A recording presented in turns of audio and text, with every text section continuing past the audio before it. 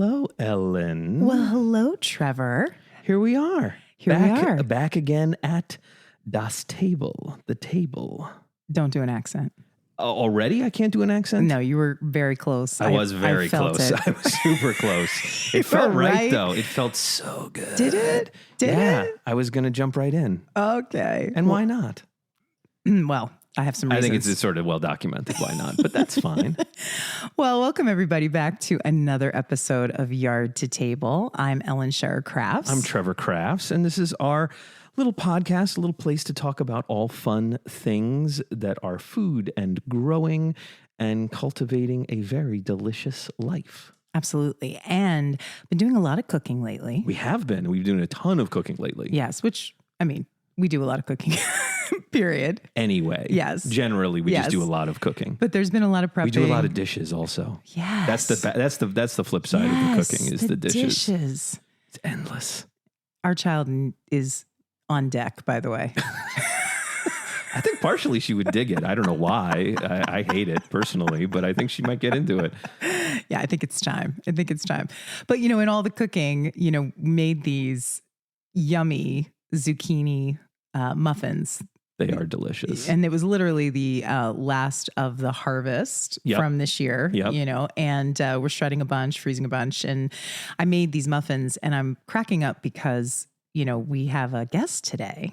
I love guests. I love guests too. They're so much fun. You know what it is? Well, pause on the zucchini for a minute. The fun part about having guests is we get to celebrate these incredible people that we've met that are doing amazing things in their yards. It is the proof of what we say about this amazing community of growers and farmers and makers and people that do like we do, that they are right here around us. And they're right here around everybody.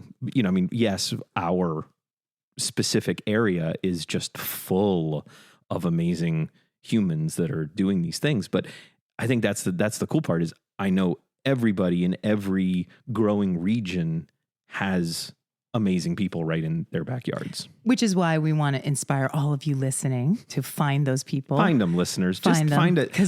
5 of them because they're literally around. They literally everywhere. Need you. But again, going back to the zucchini of it all. Now we're back to zucchini. We are. We're off it. Now we're on it. I like to prepare little treats for our guests. I know you do. I can't ever have delicious. anyone over No. without putting out a little something. No, we have to have, there's got to be something. It just is, I love it. But, again, we have a chef today. And so I'm feeling a little nervous about these muffins. I know she will be kind and gracious and lovely. The muffins are pretty excellent, I'll have to say. And your jam. Oh yeah, my peach jam from our trees here at the Stonebrook. Yeah. And the peach jam I know is good. It is so good.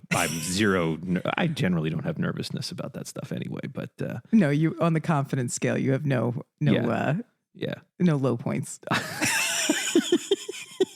100% fine with 100% risk and good on confidence. Yeah. One of the many reasons I love you. But yeah, so I'm serving these homemade zucchini muffins today to this amazing chef. Should we introduce her? I think we should get into it. I think we should. Our guest has been sitting here for some time listening to us, and now let's stop talking about us. Well, in her own words, yes, she has been feeding her loved ones for a long time. It's a good start. Immediately makes my heart go. I love that. Now, while attending the National Gourmet Institute, she began developing a plant-based healing culinary philosophy. Mm-hmm. I mean, can't get better than that. All good. She interned under John Vast at the Dressing Room in Westport, Connecticut, where local ingredients were procured daily. And this began her great affinity for seasonal and local cuisine.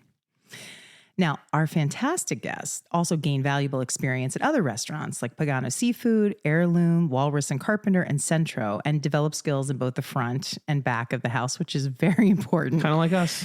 Yes, those skill sets. You need to know how both of those things work to be successful. And she lists as her culinary inspirations Alice Waters, Dan Barber, Thomas Keller, and local chef Karen Goslin. Love it. Yes, love it. Now, her own company was established with these questions in mind, and I love this. Are these ingredients sourced responsibly?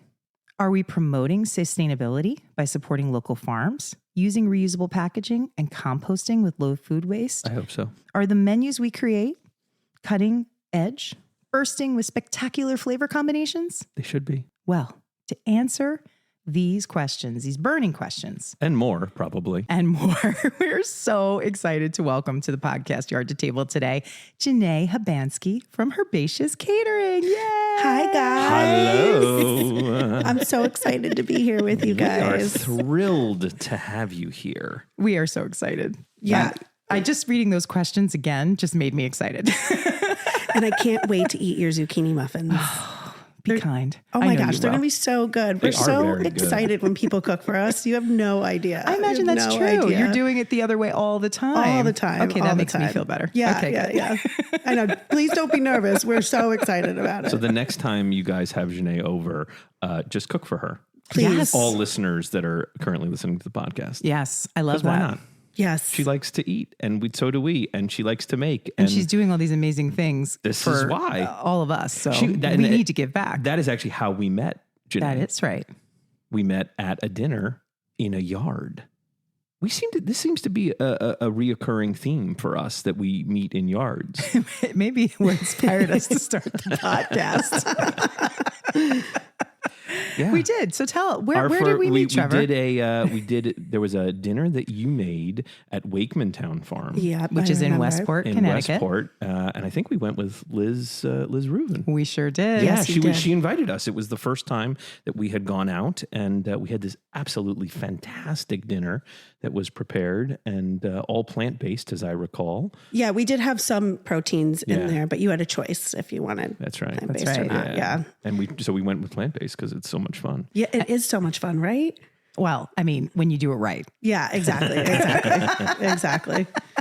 Yeah. And I think for our listeners, if you wanted to catch up on Liz Rubin, you can go to episode 2 of Yard to Table where we talk with her. But Liz said to me, you need to go to this dinner. Mm-hmm. You need to meet Genee and you need to try her food. Oh, I love That's this. 100% true. Yeah. Oh, And I we love did. her. And we loved every second of it. Yeah, from that meal, the two things I remember are the pear and fennel cocktail, That which was I delicious. loved, love, and the sweet potato gnocchi with the kale pesto. That's That what was I remember. amazing. Yeah, and it was kale stem pesto, so we made the pesto from the stems that generally get thrown away. Yeah, That's fantastic. I'm sorry, I'm just having a moment going back in my brain. And we've talked about this before, but I think that's the fun thing. Essentially anything can be a pesto. anything. I mean, close to anything. Yeah, Let's well, not get- like lots of greens. Any green can be Yeah. turned into a pesto. I mean, your radish tops, you can make a radish top pesto. We make scallion pesto. That's like the big thing we make all season long. Anything. Kale, anything. yeah, we did ramps, of course. Oh, you do yes. ramps. They're delicious. So I love good. those. I love those. We need to plant some ramps. We do. Somehow they're not on our property. somehow it's How not- is that possible? Yeah, I was just about to Everywhere. ask if they No, were. We Yeah. don't have any. Yeah. No. We've 11 acres of nonsense and no ramps. Yeah. We're moving. Yeah. Get We out of are here. moving. Get out of here. I feel a little cheated, but that's okay. That's all right. We'll even it out. You know, you began your career, we listed, you worked at some wonderful restaurants, you know, and obviously that influenced you. What were those influences? What did you take away from those experiences? Well, the dressing room, of course, was the farm to table. I've worked in restaurants since I was 18, so I've never seen farmers delivering food. So that was like huge to me. Wow. Restaurants teach you a lot. Restaurants are hard work. Like those people who work the line work 12 to 15 hours a day, sometimes no breaks included. So it taught me a lot about mise en placing and making sure I have everything prepared to cook the food to order. You know, it taught me a lot about just the way to prepare food. You know, my culinary education was plant-based. So when I was at Walrus and Carpenter, like they would make bacon from scratch, which was so huge to me. And Wow. whenever I served it, I'd be like, a piece for you, piece for me, piece for you, piece for me. I think my ratio would be much different Yes. with bacon if Yes. that were the case. It would be like, here's one, like the old Bugs Bunny, you know, it's like one for you and one for me. 2 for you and 1, Yeah, 2 for exactly. me. 3 for you and 1, 2, 3 for me. I think that's a good counting system when it comes to bacon. Yeah. So, Well, I want to go back for a second. I find that so interesting that until you worked at that restaurant, that was the first time you saw farmers deliver food. That's pretty incredible. yeah. Well, and like, it's kind of, you know, it's a little disappointing when you realize how many restaurants say they're farm to table and they're not. maybe they did at one point get one ingredient from a farm, or, came in when tomatoes were in season, because that's like the big farm season. But yeah, I'd never seen it. It's always been like City Line or Baldor, or these big distributors delivering the foods. And then to see actual farmers show up, and like even their kids would be coming in carrying bags of corn and stuff like that. Yeah, it was so cool. It was so cool. And I've not worked in one restaurant that was that authentic to the soil, I like to say, since the dressing room. So that was a really incredible experience for me. Yeah. And obviously very, life altering. Oh, completely. I mean, at my school, they taught you the importance of knowing where your ingredients came from. And like true health starts with getting ingredients from farm and not getting GMO'd ingredients, and not ingredients shipped from Mexico or California, and having stuff that's grown here in Connecticut and New York at the time. So, or your yard. Or your yard. Yeah, exactly. But that, I mean, it is always, it's still surprising to us how much flavor changes when it comes from something that is so close to you. Oh my gosh. Well, I'm actually jealous that you guys have peach trees. Like, what was it like grabbing like a peach off the tree and eating it right there? Incredible. I don't let anybody eat peaches off the tree because I gather them all for peach jam. Oh yeah. So it's really a try. And yet we had friends over with their children. And they ate half the peaches on the tree. They did. But I will say, we talk about, you and I were mentioning this too. It's like food is connection, right? This is something that we very much believe in. And, we talk a little bit in our intro about how, we had this lemon tree when we lived in LA and how exciting it was to just share the lemons. And I think here with our fruit trees, we have peach, we have apple, we have pear. And that was such a fun moment. Like when we had our friends come over with their kids, and the kids each got a basket and they picked the peaches. Oh, awesome. It was just, there's, again, it's like the taste is incredible. Oh my God. Yeah. Understanding what organic really looks like is a huge piece. And then seeing how it grows and then sharing and having that experience was just, beyond loved. That is awesome. And peaches were incredible this year. I mean, just so good. Did you guys not have peaches the year before? Oh, no, we actually did not have peaches this year. Oddly, we had a weird inverse. Yeah. So we're expanding our orchard.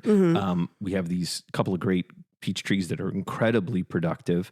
For whatever reason, this year, we got hit with a little fungus of among us of something, and the jellying of the thing that comes out of the gardening. And so we're on our peach reserves. We're like DEFCON 4 on peaches right now. Yeah. We brought I some can't out believe for you're you. going to share this with course. me. 100%. Of course.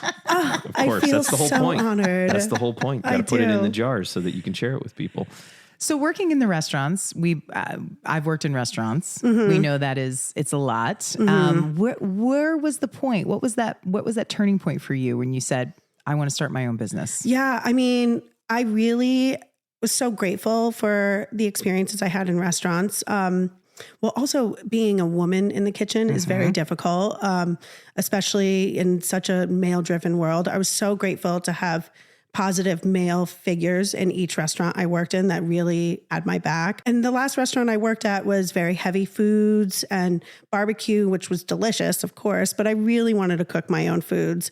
And I really, really, really wanted to go back to the foundation and source from farms. Like that was so important to me. And I always say that the farmers are the foundation of our business. And it's true. I really, really, really wanted to be 100% farm to table, or as much as I possibly could be farm to table.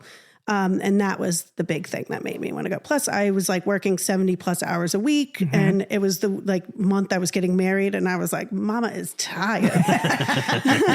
And I'm sure you still work 70 hours a week. I think I work more. Yeah. I know. They're like, start your own business, they say, like choose your own schedule. That's working right. all the time. Yeah. But it's, I'm doing what I love, and I'm cooking my food, and I'm cooking with the most amazing ingredients, all grown by my friends, which is so much fun. Let's talk about that. Because, you obviously made this decision to start this business because you wanted to showcase and use local ingredients. How did that come about? Were these farms that you had been going to personally? How did that, tell us about that synthesis of these ideals in action? Yeah, well, I was always shopping at the Westport Farmers Market, which I will stand by, has the best farms in the state at. So I was always shopping there. There was one farm in Easton that I was like stalking the farmer almost. And I was like showing up being like, hey, Sport Hill Farm in Easton. Love. Yeah. And I was like definitely stalking Farmer her. Patty. I mean, yeah, I was obsessed. I was like, I love Patty Pop. Yeah. So I was just like showing up there more and more and more. And actually Patty was the one that got me into the Westport market, or like introduced me to like Lori, who runs it. Cause she was like, who are you? What are you doing buying so much stuff? And I'm like, oh, I'm starting my own business and I want to source from you. And like all this. Love Lori, Yeah. friend of the podcast. She Yes. is Yeah. an absolute force. But I she also is. love, Like, I love that because it's, again, what we find time and time again within this community is people reaching out to say, hey, what are you doing? Yeah, How can I help? exactly, I mean, I love exactly. that. So tell us more. Tell us more. With the farms that we source from, I realized I started talking to them more than I was talking to anyone else in my life besides my husband. Which is helpful. Yeah. So I started developing relationships with all of them. And yeah, I mean, back to the core of it, it came down to me loving these people so much and admiring them, what they do. I mean, they never get a day off. They have to deal with peach fungus and that wipes out their whole crop and that's it. It's done for them. And they have to figure out a way to pivot, which is incredible and stressful. It's amazing. It's amazing. But the more I started to get to know everybody, the more I felt like I cannot believe how much love is going into what we do, because my friends are growing my food. My friends are raising our, proteins.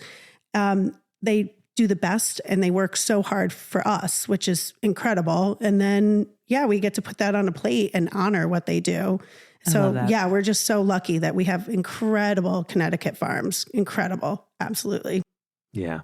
And I think one of the things that is more surprising to me in this sphere than so many others, certainly some of our other worlds that Ellen and I have been in the past, is that there is such a willingness to help. There is such a willingness to go out and learn and share that knowledge. And there's no selfishness. It's just such a refreshing way to live your life that, sharing is the number one thing that you can do. And that's such a cool message. Yeah, seriously. And you mentioned Sport Hill Farm. Yes, obsessed. And We do love that. we love, I do, yeah. love. And hopefully Patty will come on the podcast. Oh, that would be amazing. Yeah. Never Love. can tell. I know you're very vegetable forward in a lot of what you do, but your menus run a very large range. Do you have favorites that you use, or what is your criteria that you use? Not to name names then, but do you have criteria that you use to say, yes, this is definitely a farm that Herbaceous Catering or a procurer that we feel very comfortable using to make our food? There is a lot of drama in the farm world, which you would never realize, but there is There's because drama there's everywhere. all So these. much. I know. I'm all about the tea. Give it to me. Farmer tea. Yeah, right. That's literally what I call it, is farm tea. But there are a lot of farmers that will bring things to markets that they don't sell, that they don't grow, and we've heard a term for this. Jobbing. Yeah. Yes. And it's messed up. It really is. And it's unfair to the people who are true to the soil. Like one farm had strawberries in May, and that's impossible around here, and I just can't believe they got away with it. And they were selling these strawberries, and it was ridiculous. And then it's not fair to the other farmers who actually grow strawberries, who have like delicious berries that are coming out in June, Right. So they have to be true to what they grow. So first criteria for Genee. That's true the big to deal. what you grow. Yeah. I mean, like getting to know the farmers and getting to see their farms is also important to us, although it's not the end all be all if I can't make it up to your farm. I'm very grateful for the Westport Farmers Market because the market director, she does really make sure that these farms are very true and, minimally spraying if they do, or they're organic. And, there's some amazing farms there. I would love to give a shout out to the farms. We do source from a lot of farms. I have the whole 3 bears philosophy on short ribs from the farms. So we get animal protein primarily from Ox Hollow Farm in Roxbury. Yep. They have Black Angus cows, and we get their short ribs. We only use their short ribs for for like soups. You know, we make an amazing meatball soup that has short rib in it. Beaverbrook Farm, we also source animal protein from them as well as dairy. Their short ribs are from Jersey cows. So they are very thin. So we also will use it only for ragouts. But if we need to sell like a short rib entree, we use Shaggy Coo's Farm in Easton. Oh, yeah. Yes. Yeah, because they have the black and white cows, which I can't remember the name of them now, but their short ribs are just right. So they're like perfect for like the entrees. Yep. You know, so those are some great farms, and they're all local, and they all are at a lot of farmers markets. And then vegetables, we get vegetables from all over. I have so many farms. I mean, Sport Hill Farm is one of them. The two farms at the farmers market, a Riverbank Farm, Fort Hill Farm, are always blowing up their phones. We have one in our neighborhood that we go to once a week. I'll be going there after here today. It's Laurel Glen Farm. They're amazing. They're amazing. All of our fruit comes from Woodland Farm. Oh, yeah. Which we love. We love. And that's a family farm that's been around for generations. I have asked the parents if they would adopt a middle-aged married couple. So I think we're going to be part of that family soon. Fingers crossed. Yeah, fingers crossed. If you're listening. I love that. If you're listening. No, that's an amazing list. And Yeah, we'll, and I there's think so many more. We'll but, drop yeah. some links into the show notes too, so people cool, know cool. where to find these places. And I love what you said about like being able to go and see the farm. You can't always do that. No, yeah. But when you can, It's awesome. it's so amazing to see how people are growing, to see the farmer in their fields, and to really talk to them and see how the operation works is an incredible experience. And I think also because, you're seeing them not just at one moment, right? You have a relationship, you're building this long-term relationship with these farmers and these growers. So you're going to see them through the seasons. You're going to find out what's coming in May, what's coming in June. As somebody who is creating menus and creating delicious, amazing, I can vouch, delicious, amazing dishes, you got to work with them on that seasonality too, right? Yeah. So how do you build those kinds of menus and those kinds of dishes with them, working with that seasonality? Yeah. Well, that's a great question. So, getting to know them and working with weather and all different types of things, now I have an idea of what is coming when, because I've been doing it for so long. In the beginning, I needed a little bit more help and guidance, and not offering blackberries in June, and stuff like that. But the weather really plays like a big part into it now. So I know there was some terrible, terrible rains that we had this summer, and that like knocked out a lot of the fruit. Or the year before, when I was discussing peaches, all the stone fruit got wiped out at Woodland Farm. Most of the stone fruit, I should say, got wiped out because of a mild winter and late frost. And that just like ruined it. So I had to change up all these menus. And of course I work with grooms and brides we plan the menu a year in advance. And I do have to let them know that things will change. Yeah. That certain things will change. And generally, the interesting thing about that is that weddings are usually very low stress. So I'm sure Everyone is so chill and Everybody's really super open to chill. I was like, changes. what wedding are you guys talking about? Yeah. Like, so you have some real people that are not up for last minute adjustments. Yeah. But everyone's been really wonderful. Like we do probably 5 large weddings a year and we love doing them. And the people who book us understand, Right. Yeah, that's true. and because our ingredients are more expensive than others and there is a seasonality. I mean, if we have a wedding in 2025 that wants strip steak, I have to start talking to the farmer now about making sure that we can get enough strip steak to feed 200 guests, So our brides and grooms, they all really want farm to table food. And if you want farm to table food, it comes with it. It comes with it. Yeah. I'm just thinking about, just some real crazy people. Oh yeah. I've had some amazing clients. I've had some crazy clients too. Trevor and I have been obviously in the production space and live event space as well. It's always fun. You and I were talking a little bit about preserving and how we keep things so that we can use them later. And I know that's a huge part of your business. Yeah, So you want to tell us a little bit about that and how you implement it into your food and into your work. Yeah. So we actually hire extra staff to come in during growing season to help us preserve.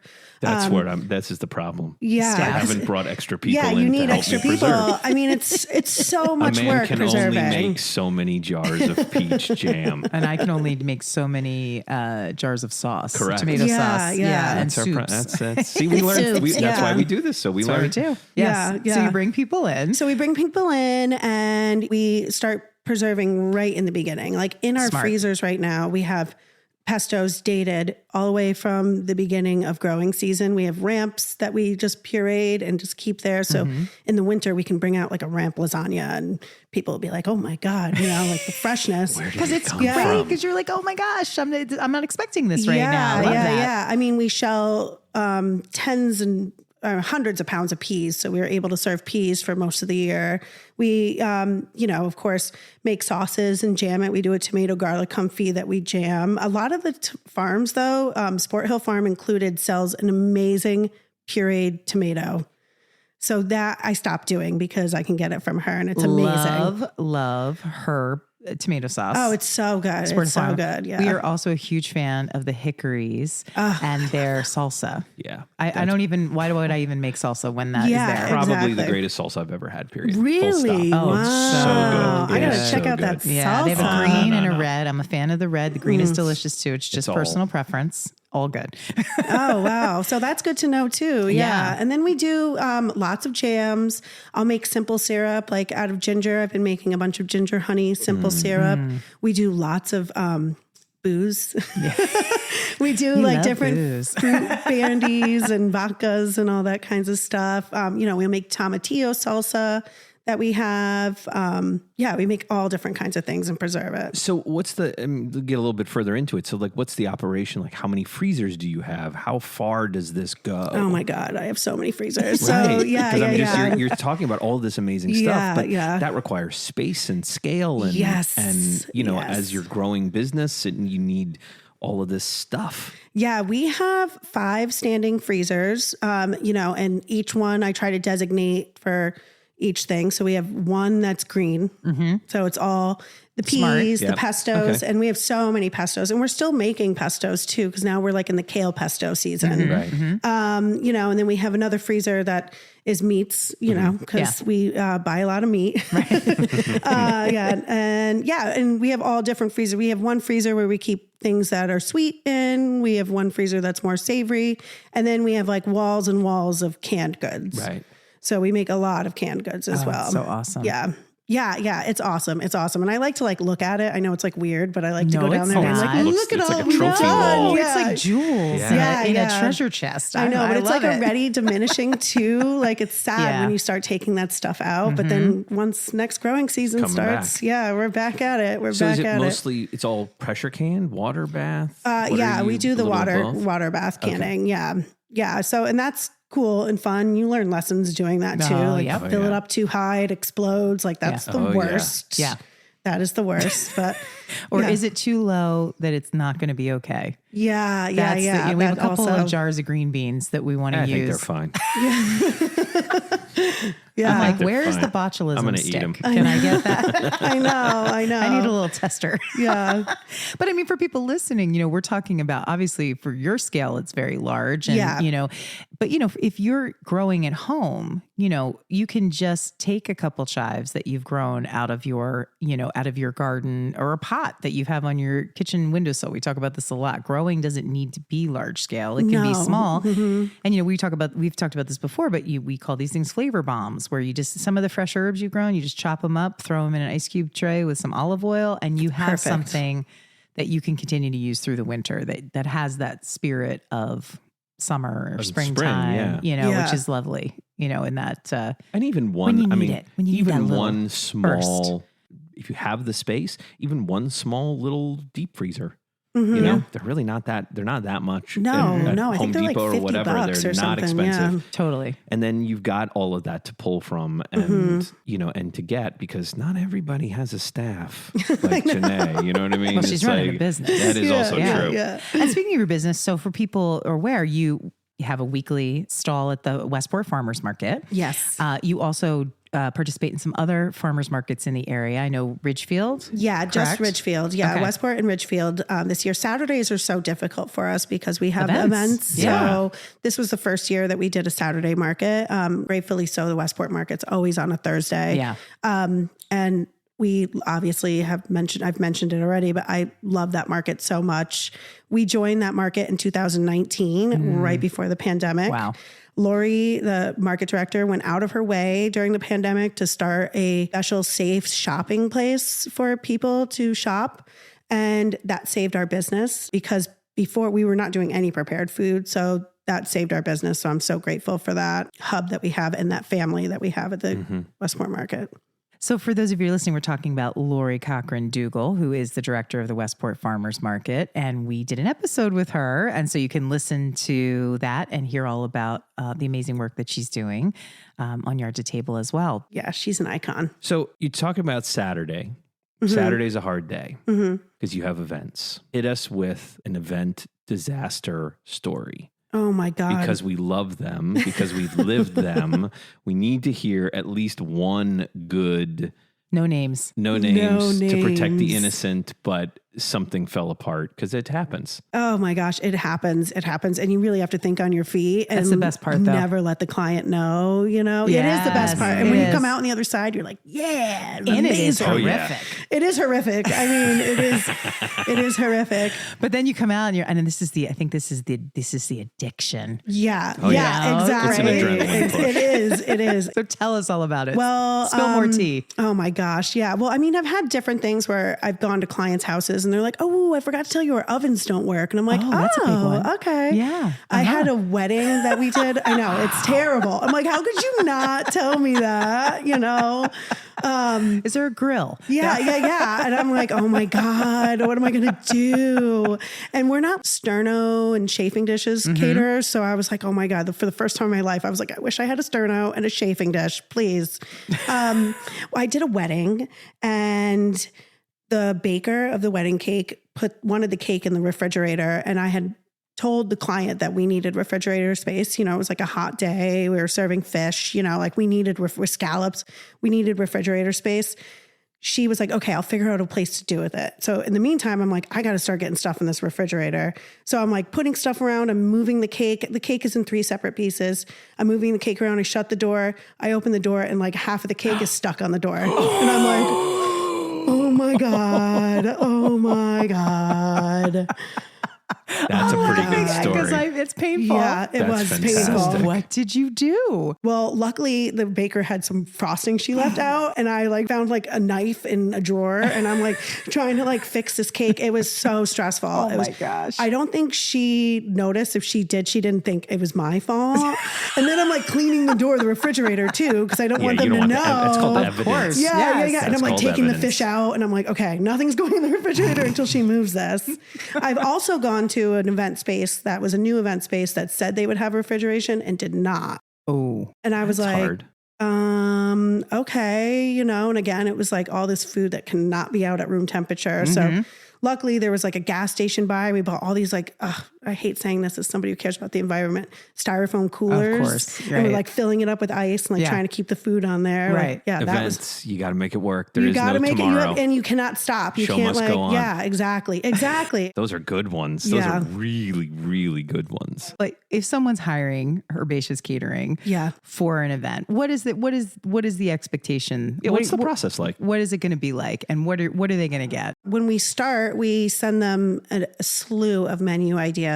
And it's like a large list of ideas for them to pick and choose what they're looking for. And it's dependent on the event, if it's buffet or plated or cocktail hour. And we're very hands-on with our clients. We like to develop a relationship with them. We really want to make sure the menu is absolutely perfect for them and everything's in season, of course.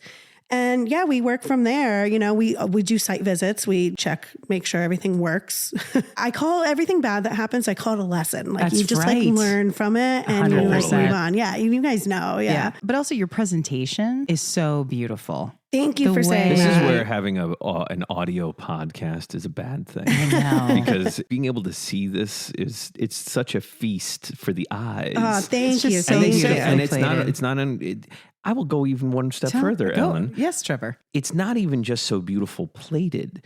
It's often beautiful in a container, in the jar, thank you. it's Yes. always beautiful. Or on a slab of wood. Yeah. Like, On a you know, slab it's of just wood. gorgeous. Yeah, thank you for saying that. That was like my big trepidations against doing prepared food is because I really just wanted to do beautiful plates of food. I was an art major before I went to culinary school. So Makes total sense. yeah, so like I really like looked at food as art and really just wanted to create these beautiful plates. But again, you know, we package salads and stuff in mason jars, and I have a lot of fun making these beautiful layered salads that like Gorgeous. look as beautiful as it is delicious. I love that connection. It makes total sense to me that you had this art background Yeah, now. Like yeah. that is hello. We take a lot of pictures of our garden. We take a lot of pictures of the property. That's one of the joys also that we love. I just often when Yeah. I'm taking a picture of a basket, I'm just looking at it like it's a still life. What you're creating, I mean, and I'm the color and the composition, it's just, it speaks to my artistic soul. We know that people can expect good things from you when they hire you as a caterer, because I think you've been nominated for a pretty big award. Would you like to talk Yes. about that? So we have been recognized by the Connecticut Restaurant Association as a nominee for Caterer of the Year, which we are so humbled and still in shock about. And we're so thankful for, I don't know, just to be recognized. It's like so crazy to us. Typically, you know, we aren't recognized. My husband loves to say we fly under the radar because our business is word of mouth. And yeah, we're just so honored. We're so honored. Congratulations. Yeah, and there's some It is crazy, amazing and they're chefs. called the Crazies. Yeah, yeah, because everyone in the restaurant business is crazy. A huge congratulations. Thank That's an you. incredible Thank honor. you. That's an incredible honor. And we're so excited for you. And Oh, I know thank the you. awards come up when in December 9th. December yeah. 9th, Yeah. yes. So we'll see what happens. But like we like literally feel like we've won already. Like just being nominated and recognized. Being nominated is pretty great. It is yeah, pretty you great. guys know. It is you pretty guys great. know. Winning also is really cool, but Yeah. not going to slouch on that. But And also we have connections because you work with a spouse. Do you know anything about that, Trevor? who, me? Yeah, working with a spouse. No, I don't recommend it. Just because so no, interesting. that's That's not so true. interesting. That's not true. Yeah, what is it like working with your husband? Well, it's amazing. You know, my husband is my biggest fan. So it's so awesome to have somebody with you that has your back so much all I'm the Ellen's time. biggest fan. Yeah, also, by the way, yeah. so And it I'm works yours. out well. Yeah, and I'm his too. Yeah. And of course, it's difficult. You know, it's a lot of FaceTime together. In fact, Yes. when he goes away, I'm always like, bye, you know, like, see ya. Now I'm feeling like maybe I shouldn't be here at this part of the podcast. No. 'cause there's a lot But of it's connection amazing. that's happening. I can see across the listeners. You can't see it, but I can see it. Yeah, we're just going to get together and talk about our husbands. Yeah. Absolutely. And other Yeah. things. But yeah. But yeah, So what is he? So how does it divide? How do you? Because Ellen and I obviously divide parts, and we Yeah. have our different strengths in different areas. So how does that work with your husband? Yeah, so he is the sous chef and I'm like the executive chef. So not to say that I tell him what to do, but I don't. But You you know, are like the I executive I chef. understand that also, by the way. So continue. Yeah. But he, I've taught him a lot, and he is a great learner. He execute things 100%, and he like his dishes are beautiful. He generally makes a lot of our entrees. Well, I'll make like the cocktail hour food and the salads for the farmer's market. He makes all of our entrees. So he's making all the fresh pasta and the cheese for the lasagnas and stuff like that. And the chicken pot pies. And the chicken pot pie, Which he we makes have the one in the pastry, he freezer. makes everything. Did you say making the cheese? Yeah, we make our own ricotta for our lasagna. Come on. Out of no wonder it's amazing so milk. good. Yeah. That. That's Yeah. fantastic. Yeah, we're a scratch kitchen. So we're not, I mean, as much as we possibly can be. So we're not buying anything boxed. You know, our pastry for the pot pies, we make ourselves, you know, like the pasta, the cheese, like I just said. In fact, we went into the kitchen at like 5 a.m. and we made a huge batch of ricotta, and we like literally ate warm ricotta. Oh, it was so Sounds good. like a very good, a Yeah. good thing. That sounds yeah, delicious. yeah. it's going to maybe sound a little weird when I say this, but there's a real courage to doing that because it is, and I think that's so fun because it's so hard to do so many different things well. Yeah. It's a challenge. You really have to push it and work at And it a commitment. because it's a real commitment, and there's only so many hours in the day. I know. This is why I need more what else hours. But this is going back to those 70 hours plus which is that now she's working plus, now are going back triple plus. to your own business. That's incredible. And talking about your business, we mentioned obviously the catering piece. We mentioned the selling at farmers markets, but we met you at a dinner series at Wakeman Town Farm. So we have these wonderful local farms that really have incredible events that feature our chefs, local chefs. But you've really taken it to the next level because you're doing a foraging dinner series. It's been so much fun. Tell us about that. It's been so much fun. Well, I met Amy, and she runs Connecticut Foraging Club. She's a master forager. She's so into foraging, so into it, and she's amazing.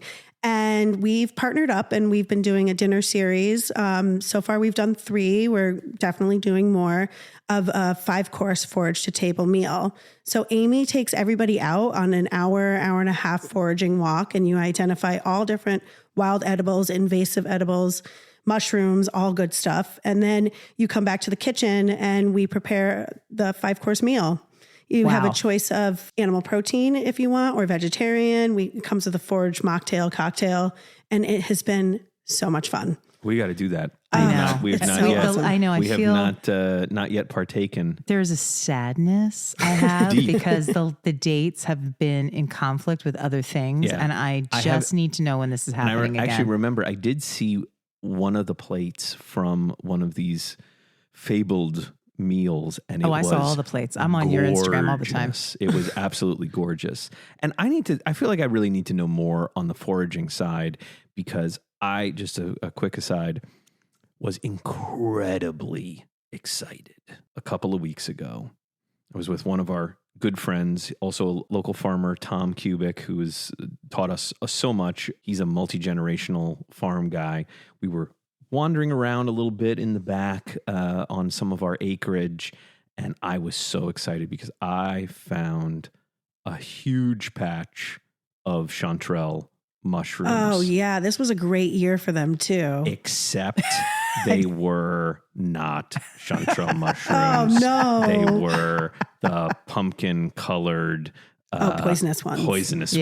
Yeah. And he said, those are not, because I'm not a mushroom guy and he is, so he knows all the identification. He grows his spores too. He creates come his on own. over. He was helping me cut down a tree, and I said, come on, look at this, and he said, yeah, you don't want to eat those. No, they're very poisonous too. Very poisonous. Dang it. Yeah. I was all excited that finally I had this amazing, and they were gorgeous, by the way. They were 100% beautiful, but that would have not Thank been goodness good. he was with you. Thank God. And I wouldn't have really gone. I mean, that's the thing. It's like you have a foraging dinner and you need an amazing foraging expert. So what is your Amy. advice, Genee? Yeah. Because otherwise you're going to end Come up to with a your blowfish dinner. Yeah, come to my dinner. Do not eat that mushroom. Yeah. Correct. Because there's so many different lookalikes that are poisonous. It's crazy. Yes. And even though I've gone out with Amy a bunch of times on my own, and I feel very confident about foraging a lot of things, with mushrooms, I'm still nervous. If something in nature isn't eating that mushroom, we should not be eating it. And that was a big identifier. Is it being nibbled on? Well, no, it's not. Yeah. It's just happily sitting at the base of that oak tree. Yeah, we're not going to touch that one. Yeah. And I know there's a thing with spore count with mushrooms. you're supposed to, that's, that's starting to get into too much. But the cool thing about the foraging dinner is like as a chef, it's been so inspiring because it's new flavors, new vegetation that I've never had before. And it's been so much fun. So I know. Go ahead. I know. I had a question. Go ahead. So is it kind of like, is the dinner kind of like Chopped, the TV show? Because it's like, are you just getting, does Amy, do you and Amy collaborate ahead of time? Yeah. Look, we're probably going to get these things. Yeah. But we might find these things. Or is it just like, here, Genee. That was my question. Just throw a bunch of stuff at you, which would also be awesome, by the way. We work together like a month before. Okay. So she'll take me out and we'll go foraging and she'll go forage things. And she lives right down the street from our kitchen too, which is really great. convenient. That's cool. So she'll forage things and she'll bring them to me to try with. a lot of the times I'm recipe testing and I'll make all these dishes. None of that will go on the menu. It'll be something completely different. It's a lot of recipe testing, a lot. But yeah, so she collects everything for me ahead of time. So I'm not making it like on the spot because that would be crazy. So when everyone's going out on the hike, Yeah. is it just identifying? It's more identifying. Okay. I mean, because Okay. it's all depending makes where sense. she's hiking to. Because Right. a lot of the places are like the land trusts. You can't take anything from the land trust. So it's just Right. identifying and talking about it. You know, and then other places, if you're able to forage and keep it, she lets people keep the stuff. But That's cool. Yeah. 'Cause at a certain point, then that's like a blowfish dinner. You know, like you might accidentally, and here's the death's head mushroom that made it into the thing. I was My like, bad. this is oops, sorry. There was a story in the news. There was. About a woman who fed a dinner party some Correct. questionable Oh my God. mushrooms. And she Did sadly, she do it on purpose? this is a different podcast. It is. Honey, it's not. I'm that sorry. kind of podcast. I'm getting. I promise this not wouldn't be true crime. It's not a true crime I promise. podcast. Yeah, If let's you're get into here that. You could for your bridge the true gap, crime though. content. Food crimes. Yeah. We have to do this. It's very exciting. Yeah, it's so awesome. what's going on in your yard? I mean, you're cooking. Are you growing? Yes. So we do have 8 raised beds. We also have an herb garden outside of our kitchen. Naturally. We have 8 raised beds, which I built myself. They look nothing like yours. They're falling apart. I'm gonna not send good Trevor at over. building stuff. Yeah, that's what I learned from that because they're all like busting open. But yeah, so I love gardening. I love growing food. I mean, of course, we get such amazing food from our farmers. So it's not like we really need to grow things. We're very busy in the summertime though. So It's when hard. I'm ambitious in May and I'm like getting everything ready, I don't even get back up there until July. And I'm like, oh my God, what ate the garden? Right. Like the forest is taken over. Right. So this year and last year, I should say, we decided to grow all perennials. So we grow perennial vegetables. We have chives, sunchokes, rhubarb, asparagus.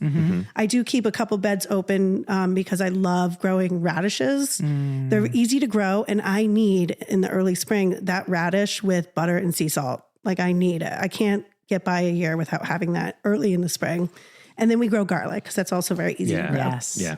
Yes. Yeah. We did an episode on garlic. It is so satisfying It really to is. grow garlic. It really is. So satisfying. And when you pull it, you're like, oh my God, look what I grew. Totally. and then you have it again. I mean, it's incredible. Yeah. Chickens? Oh, you guys want to get chickens, don't you? No. Trevor wants chickens. Tell us about chickens. Okay, well, one, I have a confession.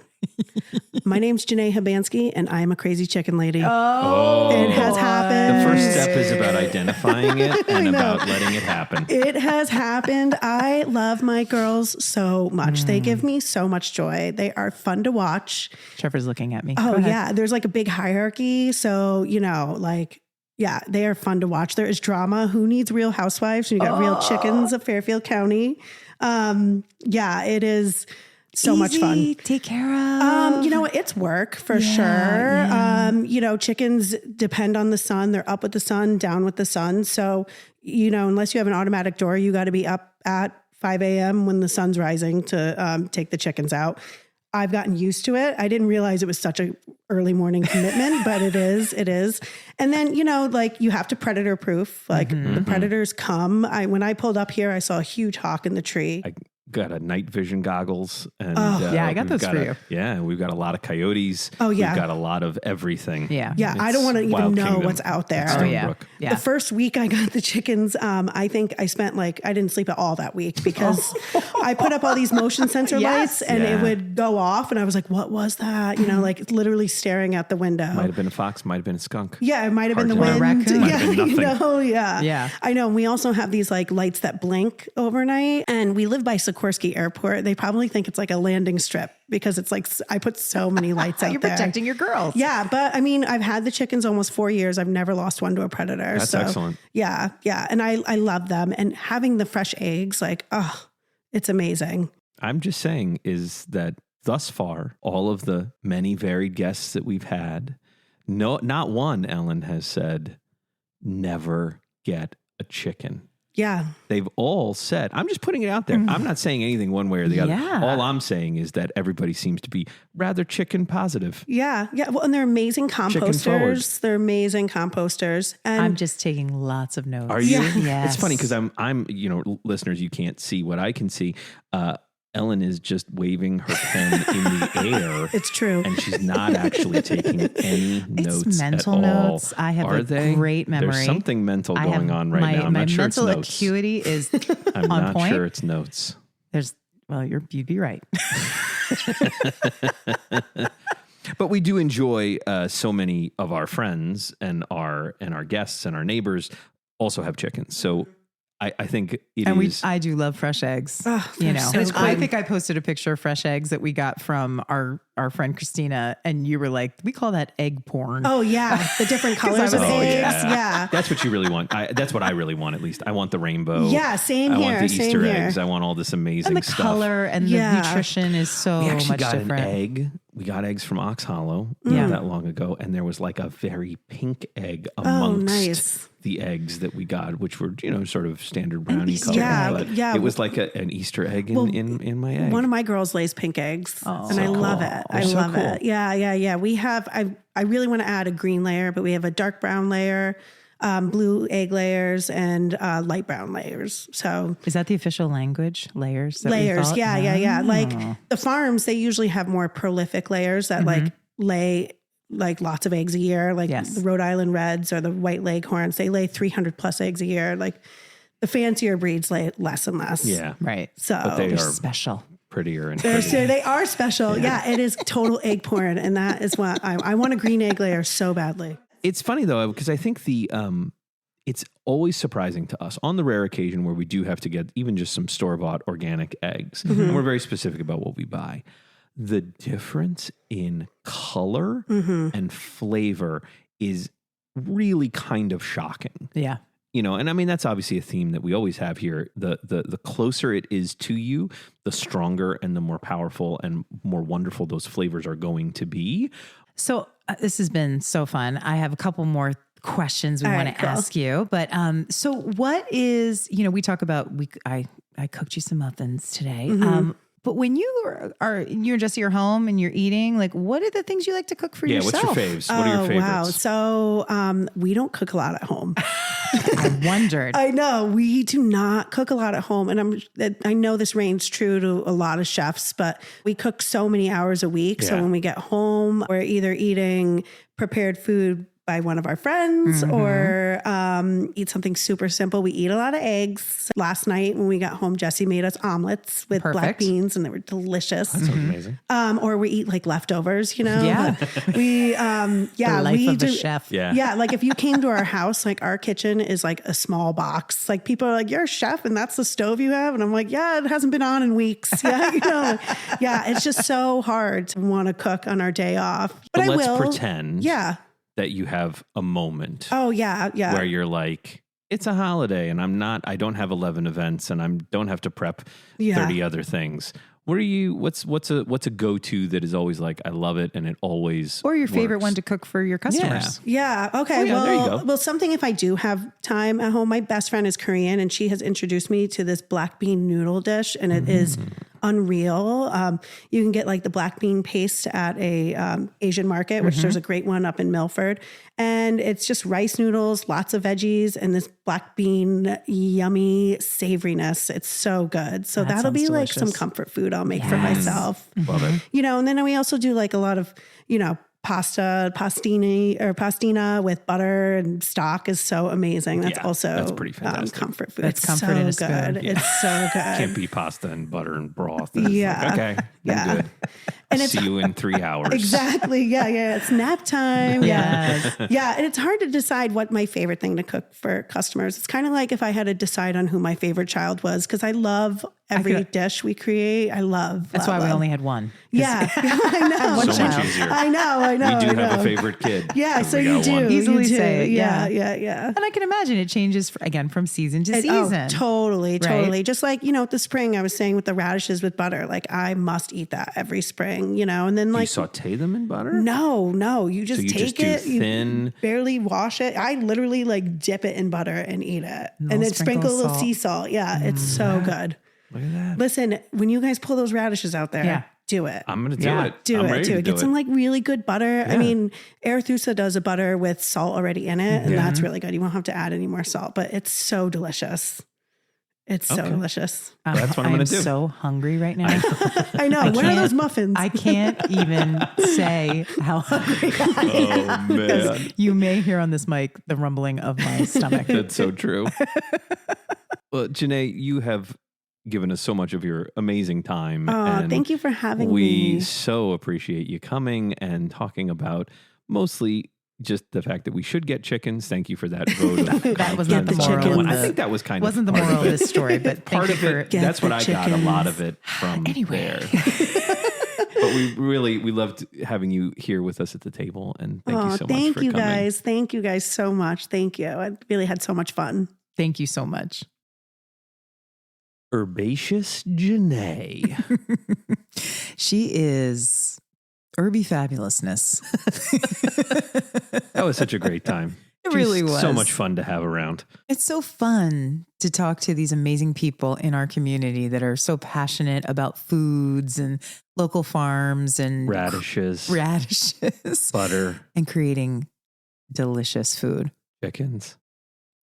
We're not talking about chickens. Well, okay.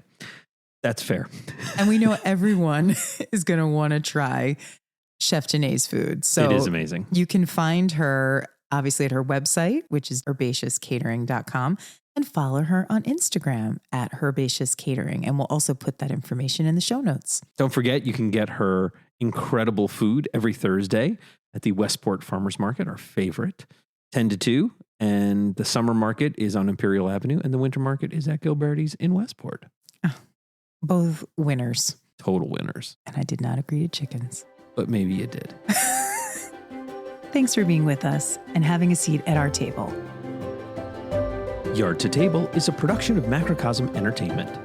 Don't forget to rate us and subscribe anywhere you listen to podcasts. And for tips and more information, follow us on Instagram at Stonebrook House.